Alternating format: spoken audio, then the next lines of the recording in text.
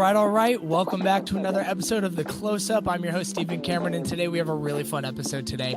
We have Phillip Rossman-Reich with Orlando Magic Daily and Locked On Magic joining the show, where we just kind of like take an overview of the season so far. As we're 20 games into it, we take some observations of what we are seeing now versus like some expectations, how they have shifted from coming into, training camp and this off season into where we're at today, because this team is awesome. I mean, like, dude, we're tied for second in the East. We are 14-6. It's a fun time to be a Magic fan.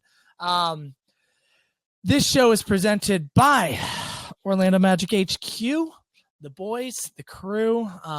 Please head over there to all of your Magic content needs. We have post-game write-ups, we have video content.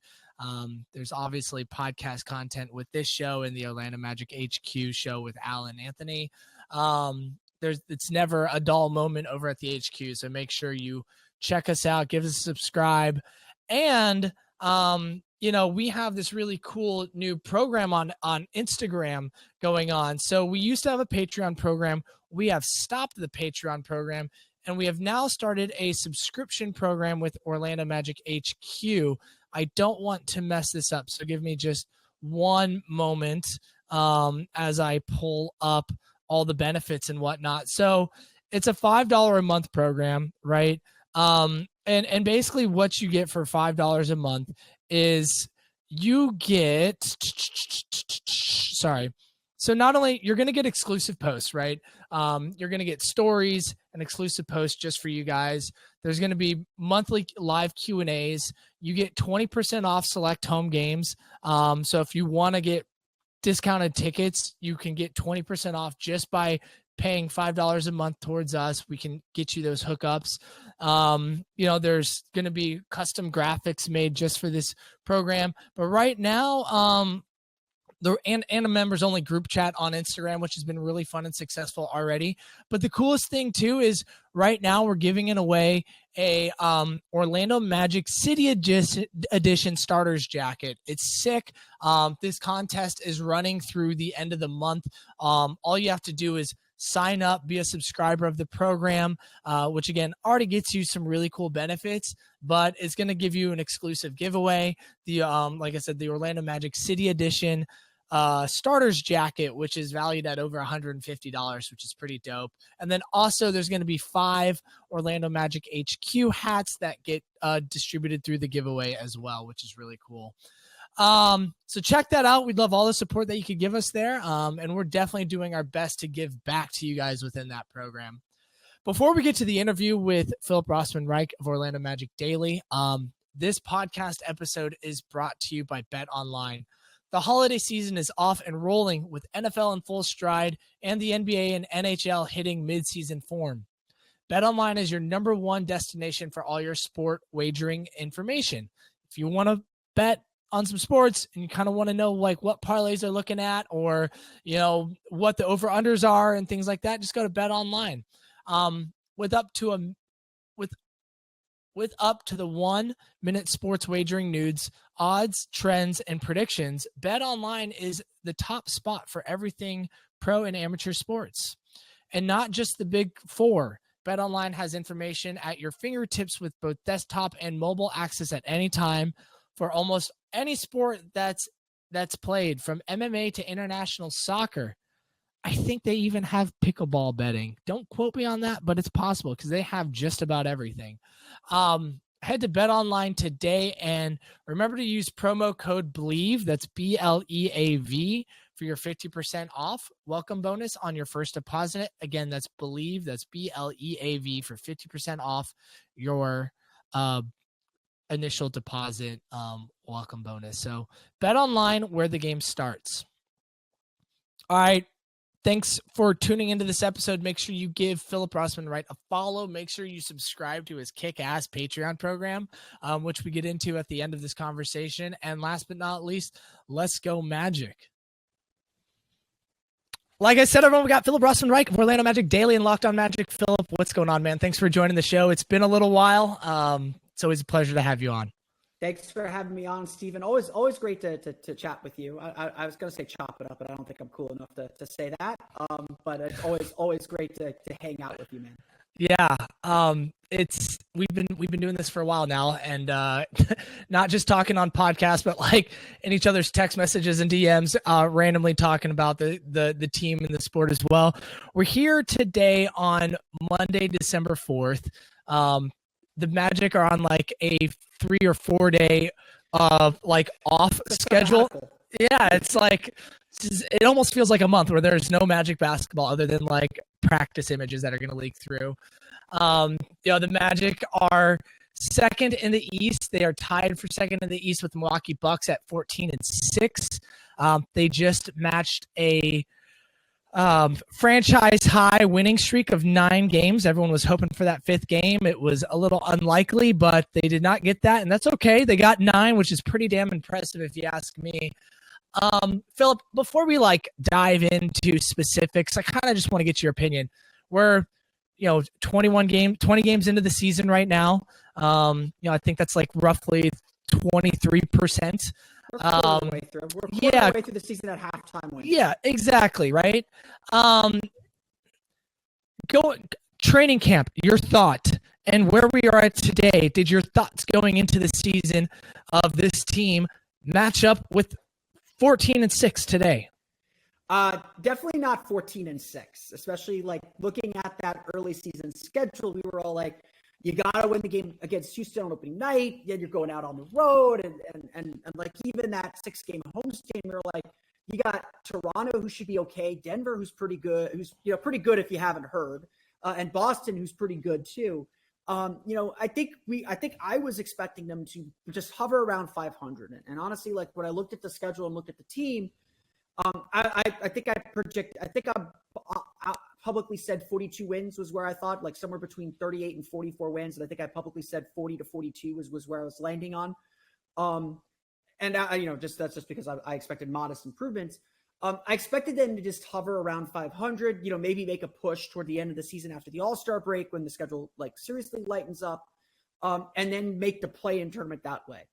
I think we can throw and I thought that was optimistic but realistic. I think we could throw that all out the window. This team, I heard them say we're going to be a top 10 defensive team, and I was a little bit skeptical of that. I was just like, okay, maybe they get there, but they'll be on the back end. No, this is a top 5 defense in the league, and pretty consistently so. And even when their defense wasn't good last week, they're still winning games and beating bad teams with the margin of error that they have, and with the injuries that they have on top of that. This team is legitimately good. Are they top 2 seed in the East good? Probably not. I think a fall is coming. I think they'll go through some ups and downs and some struggles still. But is this team capable of earning a 6 seed and avoiding the play-in entirely? Absolutely. I don't know if there are 5 better teams. I don't know if there are 6 better teams in the East than the Magic. And even I did this on Orlando Magic Daily today, just because on a lark.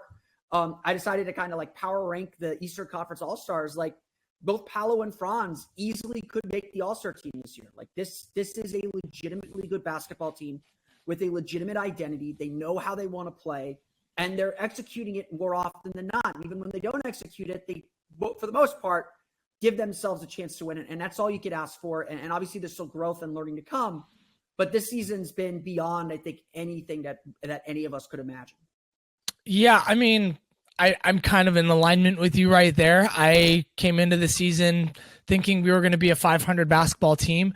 My prediction of final record was 38 to 42, 43, somewhere in there. And that, the whole season we would be around that 500, record. If I would have said, where we're at 20 games, 9-11, 11-9, 10-10, somewhere around there is kind of what I would have expected. Also considering how our schedule has been up to this point.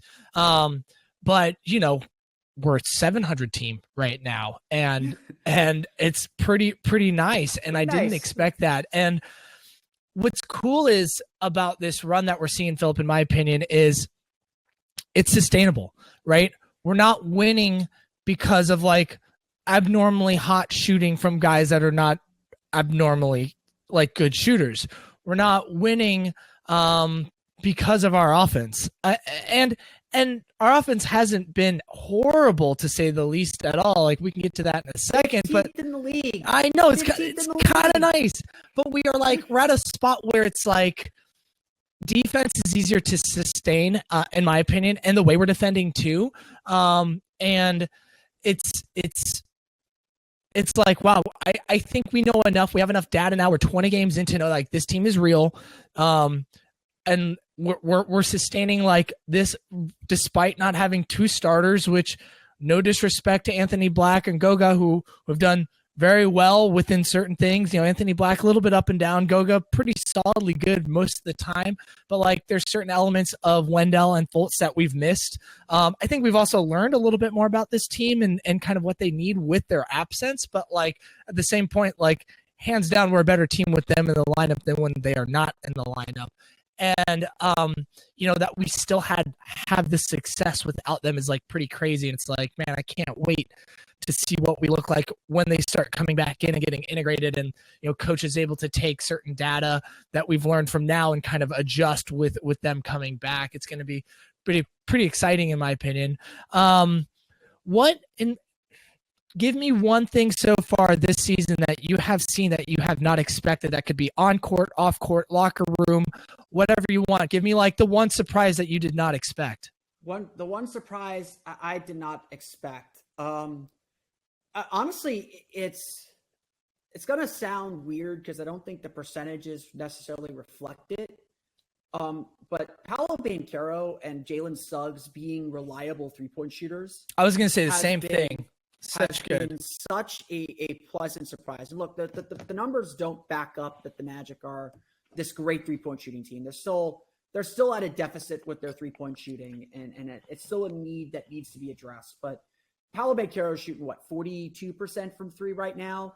Jalen Suggs is at like 35. Like, they're both reliable enough. And maybe defenses aren't quite rotating to them as if they're that reliable. And so, maybe there'll be a cold streak coming for Paolo here. I think he's still very selective. This is not a volume 3-point shooting team. Like, I think team strategy is still generally let the Magic shoot threes. Not that we want them shooting open threes, but if they're shooting a ton of threes, that means there's less pressure on the rim, longer rebounds for us to get out in transition. It ultimately benefits teams to let the Magic shoot threes. And the Magic, I think, have been a little tighter on their 3-point shooting. Like, they're taking only, I don't know what the exact number is, but like last year they averaged 31 3-point attempts per game. The Magic are right around, if not below that average this year. So 3-point shooting is still a major concern, but like Paolo taking a catch and shoot 3 this year, that's money. That's cash. Like, I don't want him taking like step backs and like pull up threes. He's not good at those yet. But feet set, catch and shoot 3. Paolo Banchero's making that, and that's opened up his game tremendously. The same way it's opened up Jalen Suggs to be a lot more consistent as a 3-point shooter. Again, I think it's easy because the Magic have had such a strong start to the season and our eyes are getting a little big looking at the playoffs. It's easy to forget that this is still a development year. This is still a year about guys getting better and young players improving. And so we're seeing that, and now we're ready to see them like take another step forward as this team continues to grow. I agree. I was asking that question. I was thinking, what is my answer going to be? Because as I mentioned before, we started going live. We did not prep for this podcast. We never do when you and I talk. We just have conversations. Tell people that, Steven. Right? I shouldn't, but I do. But I was thinking, yeah, like the 3-point shooting from those two specifically is an answer for me. And I was looking it up. Paolo is 44%. Jalen Suggs is 37%. It's like kind of cool. They'll probably come down to earth a little bit, but like even if like Paolo landed at like 37% for the year and Jalen was at like 35 or 36, like that's sick. But like, it's amazing. And I think this is the important point to make. The difference, and maybe this is the problem of them coming down to earth is like a Trae Young he's better this year, but last year was a 32% 3-point shooter on like 7-8 attempts. Paolo is shooting 44% on maybe 4 attempts. So he's going to have nights where he goes 1 for 4. He's going to have maybe a night where he goes 0 for 4, but he's going to have a night where he goes 2 for 4 or 3 for 5. Right. And so he's not taking a ton of these threes. Jalen Suggs is, I don't know how many attempts he's taking. I don't have the numbers in front of me. I can't imagine he's taking more than 5 per game. He's taking 4 per game, and Paolo's taking just over 3. Yeah. So we're talking about like smaller margins. So yeah, they might come back down to earth, but their game is not predicated on making those threes. So those are, that's still a bonus. And again, maybe that's the problem. Maybe that's 4 per game for Jalen. Sorry. I'm sorry. I was just saying 4 per game for Jalen. Sorry, I misread that. Yeah. So, maybe that's a problem. The Magic still, I think, need a volume shooter or someone who's willing to take, 5-6 threes a game or to just add to the total, because there's still a 3-point math problem. And we saw that play out a little bit in Saturday's loss to Brooklyn. There's still maybe a little 3-point math problem that maybe pops up in the playoffs. Maybe it doesn't. And that's part of what the season's for. But they're like, what's great about this team, and probably what's just as surprising, is how versatile they are. They can beat you from the 3 if they need to. They've done that this season. They can beat you in the paint when they need to. They've done that this season. They can beat you in transition when they need to. They've done that this season. They have their principles in the way they need to play, but they can adapt to how you're playing. Like they went into a track meet with Washington, beat them twice. They went into a slowdown game with Chicago, beat them twice. Those things are impressive for a young team that they, for the most part, they don't get that flustered. If the game calls for them to run, they'll run. If the game calls for them to slow it down, they'll slow it down. If the game calls for threes, they'll make threes. If the game calls for them to dominate the paint, they dominate the paint. That's been the impressive part, is no matter how they win or how the game goes, they have a way to win. And that's been really, really impressive. For me, something that's been impressive and unexpected for me is really the improvement of Moritz Wagner. He's so much more efficient this year, and his bag has grown to where, like, last year he kind of like, if his 3-point shot wasn't falling, it kind of felt like he was just kind of a body on the floor, where now it's like, if your 3-point shot isn't falling. He's gotten so much more efficient with his finishing at the basket to where it doesn't matter. It's like he's got other ways to score other than just shooting the 3. And it helps that his 3 is falling big time. And he's still not a great defender, but he's made enough improvements to where it's like he's not as big of a liability, and he's not getting attacked as bad as he used to be, where, now it's we can sort of use him in other ways than just taking a charge, which has been really nice. And he's someone taking a lot of charges. And he's still taking a lot of charges. He's got like 13 already this season. And he's someone, I was a little iffy on if I wanted back or not on this team. And I've been like proven like, yeah, dude, you're valuable in ways that I didn't expect or didn't see this year. So that'll be my answer to that. Now I'm going to flip the switch. What was something that has been like your biggest disappointment so far, or not your biggest, but what has been one of the disappointing things so far this season for you? Yeah. I mean, obviously the obvious answer is injuries. Yeah. Markelle Fultz being out essentially this whole month, Wendell Carter, breaking the bone in his hand earlier this month. You can't control for injuries, and it's disappointing to see, because we know how hard Markelle's worked to get back. We know how hard Wendell works, and injuries have just been a constant story. I know I was someone that continually brought it up that, like, hey, the Magic need to be ready. Wendell's going to miss time. It's not his fault. It's not anything recurring. It's just been something that happens. And I know Wendell was really disappointed with that, but I'll stick to a little more granular. I do have to say, I think Markelle's play early in the season was really disappointing. Yeah. And it's a contract year for him. I know everyone, and myself included, are cheering for him. They want this to work. I've been telling people, like, maybe Markelle's not the answer at point guard, but he has earned the opportunity to prove himself and prove whether he is or not. And obviously this absence is keeping him from doing that. I have no clue how long that knee issue has been bothering him, how much the knee tendonitis has been bothering him. I remember asking Jamal Mosley directly about it. and they said it was something that flared up.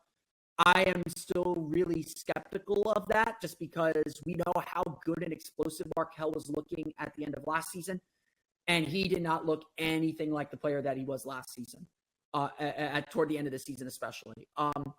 He's looked a step slow. The jumper doesn't look like he has the same liftoff as jumper, and teams understood that. They cramped the paint, and obviously Orlando struggled in those first however many games Markelle played. We saw teams just zone them up like crazy, five players in the paint essentially, and it just makes it really hard for the Magic to operate. And it is, now that this team is maybe developing a little bit faster than we all anticipated, it sure does feel like the decision or question about Markelle is coming to a bigger head and a bigger turning point. And look, it's not like Anthony Black's a great shooter either, so the spacing issues still exist with that starting group.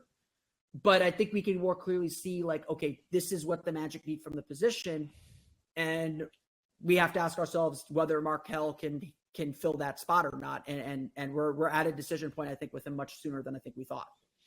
I want to pause there for a second, just because it's been such a hot topic for Magic fans, and this is not like a agenda pushing thing. It's more so like I want to talk about the offense for a second right now, and just ask, like, okay, so when Markelle's on the floor, he is kind of more of the primary ball handler. The decision maker is getting to his spots to then allow other people to get to their spots and make smart passes out of that. He's no question, he is really damn good at that.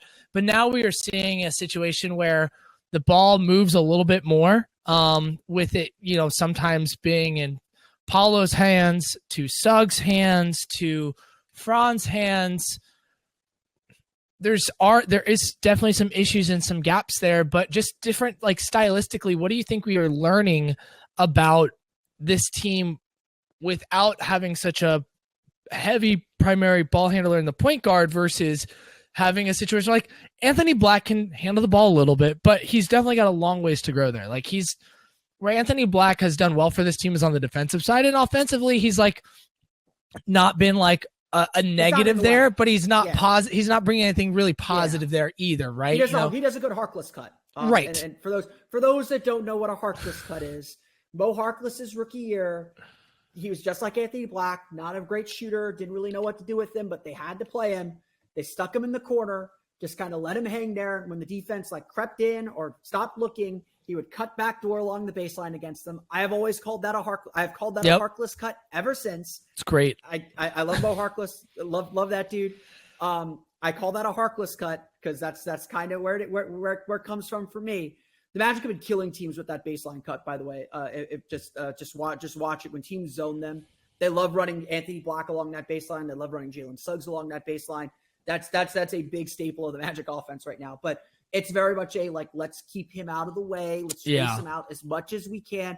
He's hit enough of those corner threes that you can't completely ignore him, which has been a nice development too. But to your question though, the big thing, and I think the big buzzword with this Magic team has always been versatility. And I think when a lot of people think of versatility, they think of positional versatility. This guy can play the 3 or the 4. This guy can defend, 1 through 5. That's what they think about. I am increasingly believing that when the Magic talk about versatility, yes, they're talking about size. They're also talking about skill versatility. Sure. They want forwards who can play point guard. They essentially want everyone to be able to play every position. And, maybe center gets exempt from that a little bit, but you look at the Magic now and you look at the way that the Magic play, how often do you see Paolo Banchero bringing the ball up the court and initiating offense? How often do you see Franz Wagner bringing the ball up the court, initiating offense? You look at that starting lineup right now. Anthony Black, Paolo Banchero, Franz Wagner, Jalen Suggs. All 4 of them can theoretically bring the ball up the floor, initiate offense, and get this team going into the right sets or into the right places or into the right spots. Obviously Markelle Fultz can do that, but the question I think with Markelle is, okay, he can do that, but can he be a floor spacer? Can he, stand in the corner and be a shooter, be a cutter? And yeah, he can do that a little bit too. He's a good cutter. Yeah, he's a good cutter. But this is what the Magic are aiming for. The one thing that's happened because maybe Markelle's out a little bit is Paolo Banchero's had more space to be a little bit more of a playmaker. And yeah, he's turning the ball over still. It's like 3 point something turnovers per game. But he's averaging almost 4.5 assists per game. It's kind of got to go through that. This is like healthy development for him there. Yeah, exactly. And I think early in the season, like I made this point a lot, and this is honestly a Magic problem in general, is they tend to overpass. Like everyone's so unselfish and trying to make the right plays, they will overpass before they shoot too much, except for Franz. Franz is trying to shoot too much, and sometimes you got to reel him back, but not so much lately, but sometimes you do. Paolo's problem this year has been he's been trying to overpass, but he's still making these great passes, these great reads. He's learning how to read defenses. I don't know if that happens as quickly or develops as quickly as it's developed if Markel's in there. And again, that's not a knock on Markel. We love Markel. I think he still makes this team a better team by giving them another playmaker, another passer. I think one thing that's been missing this year from Paolo's diet is he hasn't gotten the same kind of mid-post looks that he got last year, and that's a lot of get Markel feeding him the ball in that spot. Because Paolo's had to be on the ball a lot more, his shot diet's just a little bit different. So I think there's still, it's not, again, Markel adds to this team. He doesn't necessarily take away from it, but you can kind of see the vision of what the Magic are going for. It's everybody can play every position. There, at least offensively, there is no spot where anyone is weak, or not necessarily weak, or no spot that anyone can't play. You need Paolo on the block. Paolo can be on the block. You need him bringing the ball up. He can bring the ball up. You need him to play make. He can play make. You need him to score. He can score. That's what they're going for. And so when I look at this roster, I think, okay, how do the Magic find more players like that, especially from a point guard position that, is considering Jalen Suggs still considered a non-shooter despite the percentages we mentioned. Paolo is considered a non-shooter despite the percentages. Franz is really the only shooter in that lineup. It feels like the Magic need more. Excuse me for the sneeze. Bless you. You're good. Thank you. I'll edit that out. Yeah, thank you. Appreciate that. Oh, sorry. I thought you were carrying on there. I got to the end there. I held on. Cool. Yeah, it is interesting, man. I like I said, I like Markelle Fultz. He's a good basketball player. He adds to this team, but it's just like when I see Paolo and Franz, all I think about is how do we optimize them, right? That is my agenda for this Magic team. It's not anything else. How do I optimize Paolo and Franz? And like what I think about that is I need guys that they can pass to that can hit open shots. That's like the main thing, right? And then it's like, cool, you were sort of alluding to it about, multiple ball handlers that can bring up the thing. And I think about, well, you're probably not going to get a volume shooter from the center position, right? Brooke Lopez is not walking through this door and he's getting older. We're probably not going to trade for Karl Anthony Towns, right? So then it's like you got to look at the guards. So it's probably not trading him at this point. Exactly that too, right? So then it's like you got to look at the guards, and it's like at this point, in my opinion, like Suggs is the more valuable player to this team, right? And what he's bringing. And I think that was not the definite answer this offseason, and something we learned really fast, because Suggs' ascension to like where he's at now has just been so fun and so incredible to watch. My goodness, that has been a blast to watch him on the court. Just his success with his shot, his energy with the crowd. Mike, how much fun is it to watch? Like, he's the heart of this team. Just drive this thing. Honestly, I know that loss to Brooklyn's fresh in our minds, and there are a lot of problems in that loss. But sure.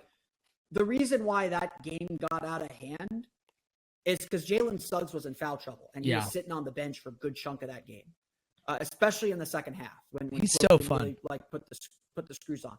He is the heart of this team. Like early in the season when the Magic were struggling to shoot, and everyone was like saying we can't score early in games. So it was just like, that doesn't matter. What the Magic want to do in those first 6 minutes is establish their game defensively, and Jalen Suggs makes that defense work. Yes, he does. Whoever he's guarding isn't scoring that night. Like, plain and simple. Whatever points they get, they're working their butts off for. And he's like playing passing lanes. He's just all over the place, and he lifts everyone's energy up. Like he's literally Daryl Armstrong, like frankly, with more talent. Like love DA, love Daryl. I don't think Jalen that's an Suggs offensive is comment. Is an elite athlete, an elite talent who plays like he played in the CBA for 15 years. Right.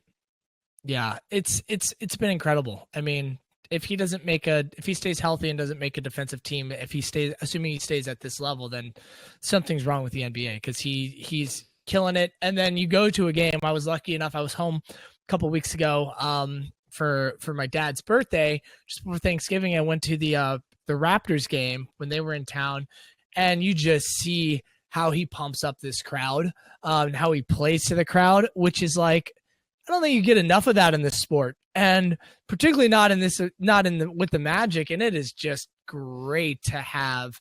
And it's fun because it kind of pisses off other fans, and like there's nothing, like, honestly, like, there's nothing more exciting, and you forget this because it happens once, and it's a fleeting little moment.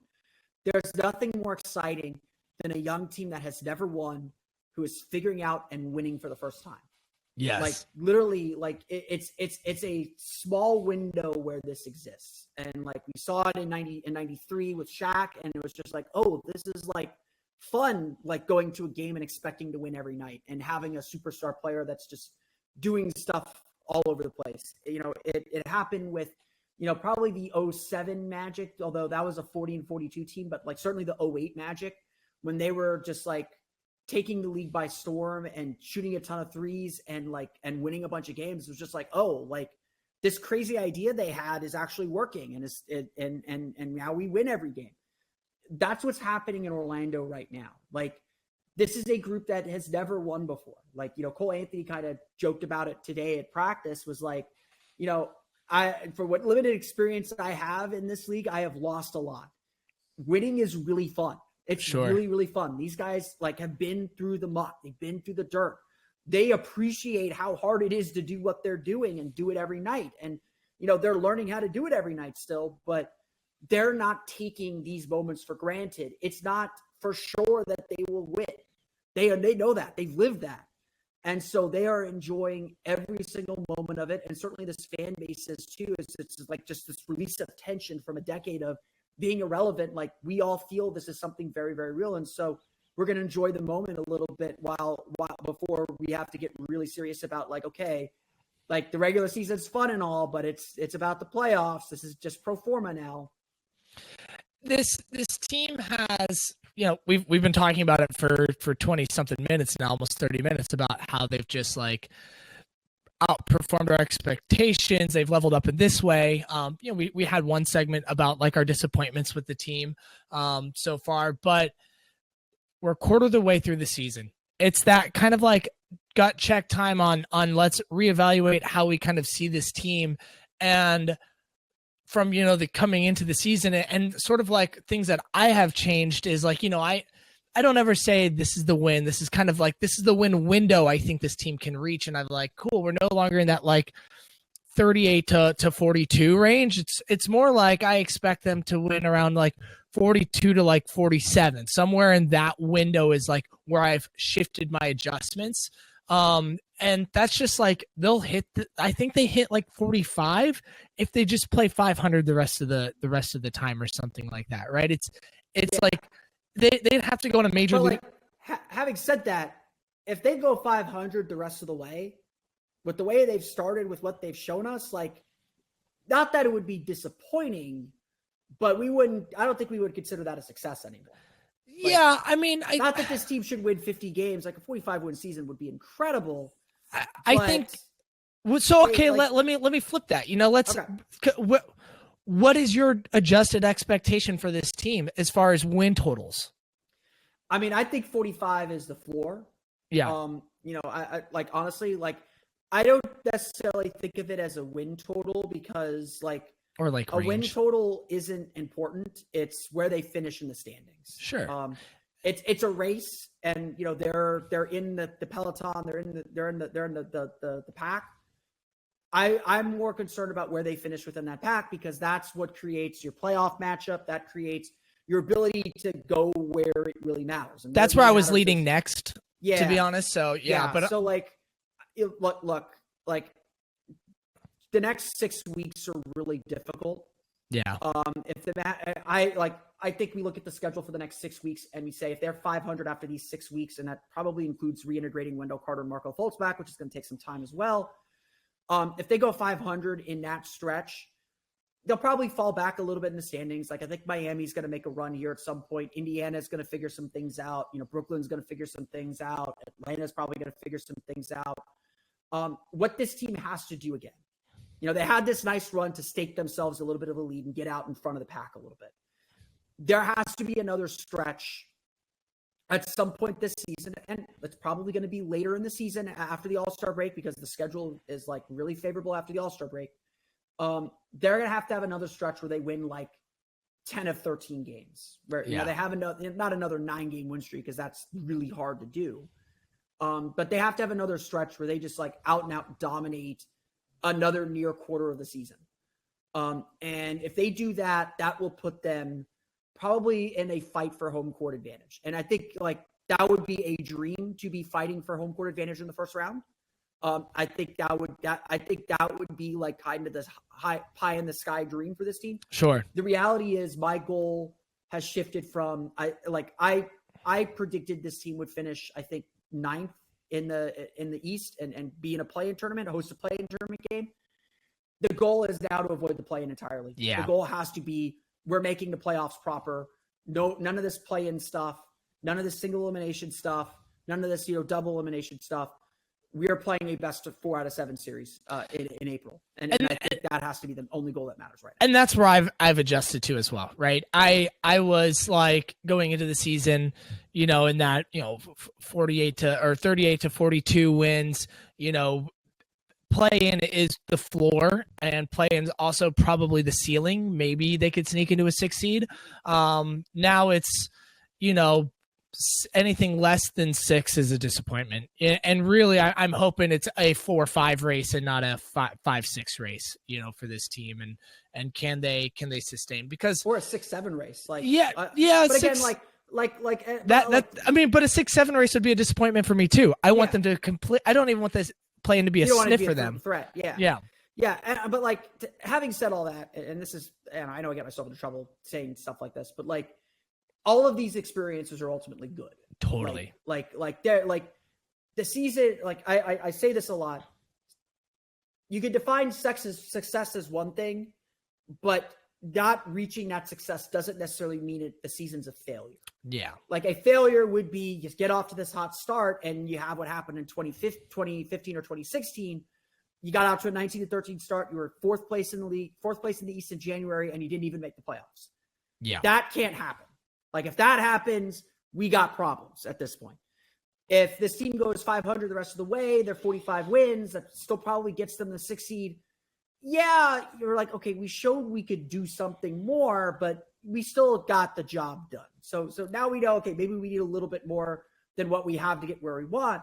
Where we're sitting at right now is like, oh, the Magic have a lot already, and they just need 1 or 2 things to get over the hump, or they need Paolo and Franz. Like the big thing that I've been telling people is like, look, I want the Magic to get into a playoff series. And if they get their butts kicked in a playoff series, not the end of the world, because it tells you exactly what you need. You need to be in a playoff series. You need to be in a best of 7 series so that all of your weaknesses can get picked apart. I can sit down and list all those things that went wrong and say, okay, is this something that we can fix internally, or is this something that we have to fix externally? So like, Dwight Howard had a terrible first playoff series against Detroit. He averaged I think it was 14-9 or something like that. Magic got swept. The Magic were concerned about Dwight's play in the playoffs because it was his first time. He was playing the Pistons with Ben Wallace and Rasheed Wallace. Yeah. He learned a lot. He got that's something you could fix. Nikola Vucevic's first playoff series was awful, and people were criticizing the heck out of him. And yeah, there was probably more questions then about whether he could step his game up in the playoffs, whether this was kind of the ceiling for him and the team. Came back in 2020 against Milwaukee and had a fantastic playoff series in the bubble. Totally. It takes guys a little bit to learn what a playoff series is. And so this team's going to go through that this season.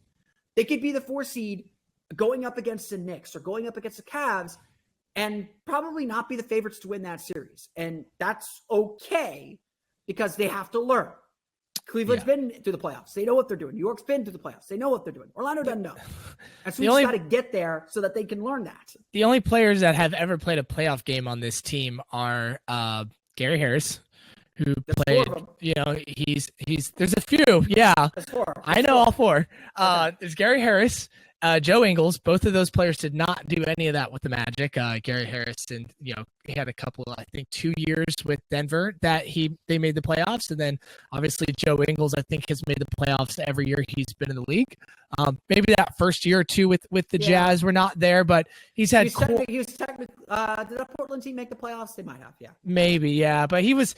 I mean, he was basically playing. He was technically on the team. But I mean, loads of playoff experience, multiple second round performances and stuff like that. He's really good. He's got a lot of experience. Then you have Jonathan Isaac versus the Raptors, and he had an okay playoff run, but that's kind of like, I mean, he's got so other little on-court experience to this state. Not that he is a bad basketball player, he's a veteran, but he hasn't played a lot, And then you have Markelle Fultz, who played in the bubble and had a pretty bad playoff experience in the bubble, to be quite honest. And again, just another player that hasn't. Oh, I guess he did have that too. True, yeah. Plays some garbage time for the Sixers. But yeah, I mean, you have those two guys that have played in the playoffs but don't have a lot of playing experience in general, right? With the NBA. So it's like this team's young. This season is, like you said, it's a development season, but the development is at a much higher level. It's like get to the playoffs, or 2 months ago, get to the play-in and learn how to play high pressure games after the regular season ends, right? And we're going to figure out what holes we have in the regular season, and we'll figure out if those translate, or if there's even more holes you got to figure out for the playoffs. But even if it's not like roster holes, it's like players just understanding the mentality of how they have to go into this team or into these situations and stuff like that, and getting that taste so they want to get there even more the following year. Which brings me to my next point of my thought question as we start to transition this wrap up this podcast is motherfucking Grandpa Joe Ingles, man. That dude is the best. I see, we have this second unit team that is like one of the best second units in the entire NBA. You look at second unit scores, like the top 20 lists that are on there, and Cole and Moritz Wagner on there, like every single time, they're just crushing it. And then you look at Joe Ingles, who took him a moment to find his shot, but from day one was pretty integrated to like making this team better. They, with his floor spacing, just the way he kind of like controls the second unit, just being that secondary ball handler, that on-court coach. Talk about his impact on this team. Talk about how vital he is to this team. I mean, on and off the court. My joke with everybody right now is, if there's a problem with the Magic lineup, just put Joe Ingles in. Yeah, and it'll fix it. Like it's really that simple. His shot making, his shooting still has a ton of respect. But I think I've been surprised by how good it's been, but I was not surprised that he had the skill. His passing has been incredible. It's insane. I knew he was a good passer, but I did not realize he was this good, where he's just, dropping, kind of got that old man YMCA speed, but still just dropping dimes to people. And like, if you give him a hole, if you cut to the basket, he is going to put the ball on target to you. And you cannot stress how important that is, and how big that is for him and a player like him. He just calms everyone down. He doesn't make mistakes. Like, again, he's a veteran. He knows what he's doing. He doesn't make bad decisions. Like he has a few turnovers here and there. I don't want to say he doesn't ever make bad decisions, but he doesn't make mistakes. And this team needs that, and especially that second unit. Him being able to play some point, him being able to initiate offense, allows Cole to play off the ball, and that gets him in the paint a lot more, where he is really good. He's got that nice, Cole's got this nice little short floater down pretty pat, and kind of turn around, fade away down pretty pat. allows Cole to attack the glass a lot more because he's not at the top of the key having to get back and be the get back guy. He just Joe just makes everything work. There's really no other way to describe it. And you watch it and you know it and you see it, how he does that. And because he's a veteran, he has everyone's ear, everybody's listening to him, and everyone understands the place that he's coming from. And he's fit right in culturally and personality wise, even with the age difference. It's again, if you want to fix the Magic lineup, put Joe Ingles in. Seriously, when the Magic were kind of struggling a little bit early on with Anthony Black as a starter, I was like, I hear everyone wanting to change the lineup a little bit. Honestly, what I do is I take Black out and put Ingles in. Ingles can run point a little bit. He can spread the floor at the shot. Jalen Suggs brings the ball up, gives it Joe Ingles. You start your offense. It works, and that's why I think Joe Ingles is the first man in for a lot of these games. He has played 50 playoff games, 45 with the Utah Jazz, starting in 2016, and he played 5 last year with Milwaukee Bucks. And he got he played in every game with Milwaukee last year. So 50 games total. And that's a guy that came into the league at 27 because he played professionally overseas and stuff like that for a while. It's just one thing I like about him is obviously you talked about a lot of on-court stuff, but it's man, you also see him basically calling, he's verbalizing everything that he's seeing, and he's seen a lot. And I think that's what's allowed people to be so settled when he's in the lineup, is that he's just vocalizing what he's seeing. And also man, him and Mo Wagner have the most ridiculous connection ever. They have, I think, more, I don't remember that. I saw some stat online somewhere, but it's that pick and the roll, pick and roll pick is and roll, insane. The Mojo pick and roll is very good. Yeah, it's very cool. It's funny that you said, YMCA. My friend, shout out CJ, he calls him YMCA Joe. So, I just wanted to give a little love there because he was someone that, took a little bit of while for Magic fans to kind of understand when they signed him. Yeah, they didn't understand why he signed him. And the money was a lot. They overpaid to get him. There's no doubt about it. The money is good. Got to overpay everyone in this city, to be honest. And in this situation where you're still proving yourself, no one's clamoring to play for you until you prove yourself. But I always tell people, he's a better defender than you think he is. His defense has probably left a little bit to be wanting, and that's probably why he's degraded the most. But he's a great shooter, and that shooting to be how we judge him, but he can pass the ball. He's going to move it. He is a really good player. And if there's any gas left in the tank, and it looks like there's plenty, he's going to really boost this team a lot. And, just for the record, he's shooting 39% from 3 now for the season, despite his poor start, he's doing just fine. So, it takes people to adjust to new roles and new teams and kind of getting their rhythm. Phil, this season has been a lot of fun. We are, we're a quarter of the way in. We got this weird kind of scheduling with some weird off time these next couple of weeks, but it's been a fun start to the year. I can't believe it's already been a quarter of the season, to be honest. It's gone by fast. I'm like, does this really have to end? I hope not. Let's play into June. Every year, man. Let's play into June, please. Yeah. I want to shout you out, man, because you are you've been covering this team a really long time. With Orlando Magic Daily and Locked On Magic.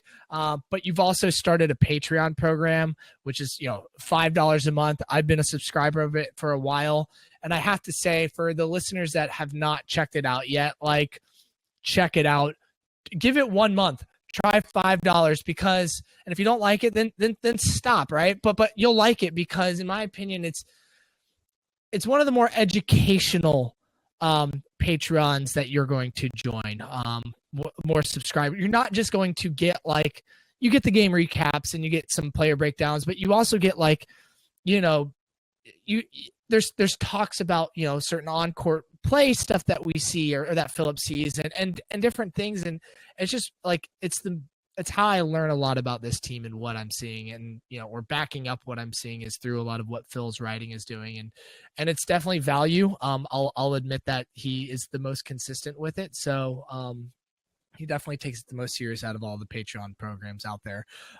So just wanted to shout that out. Phillip, appreciate that, I'm going to pass it over to you, man, to tell about your Patreon program and any other ways that you want people to find your work as well.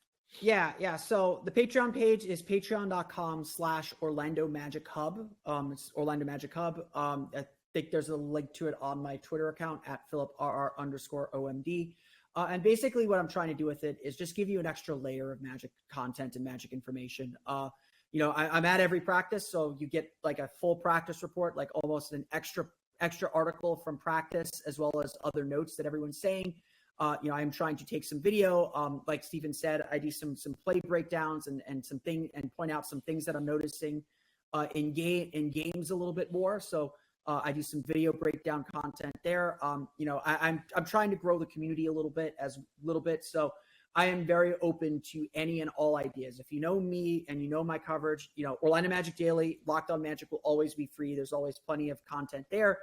This is just giving you a little bit of extra. And obviously, again, like I have my ideas of what I want to do with it, and I hope everyone's enjoying it. I'm glad Steven's enjoying it at the very least. But if you have any ideas for what you want to see, again, I'm here for you guys. Like I've always said that I am here for Magic fans everywhere. So tell me what you want, and I will do my best to create it. I want to give you value if you're choosing to support me. On top of this, I am hoping to take some road trips later on in the season. I'm almost certainly going to Miami. I am already beginning to plan and somewhat budget for playoff trips as well. So I'm hoping to travel with the team during the postseason at the very least. So, I know there's a lot of complaints, and it's no one's fault except for the people with money. Complaints about how little Magic coverage there is, especially when they're on the road. Unfortunately, we need to be supported in order to be able to take these road trips and be able to travel to everywhere the Magic go. And so unfortunately, we do have to ask sometimes for support. So I truly appreciate any support that I can get. I'm here for you guys. So please tell me what you want for your $5, and I'm happy to try and provide. And I'm doing this full time right now. So I want to make sure I'm providing the best possible Magic coverage that I can, and that the best possible Magic coverage that Magic fans deserve.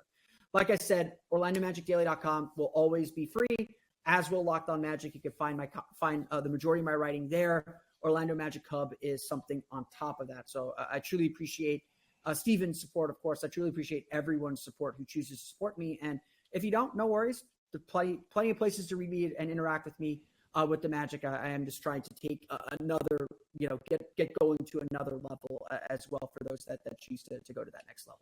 Well, Phillip, thank you again for joining me on the show today. I'm sure we will be connecting again later this season. Absolutely. We'll also connect next time I'm in town for a Magic game. And listeners of the show, thanks for tuning in. This is another episode of The Close Up, part of the Orlando Magic HQ Network. And yeah, peace out. Let's go, Magic.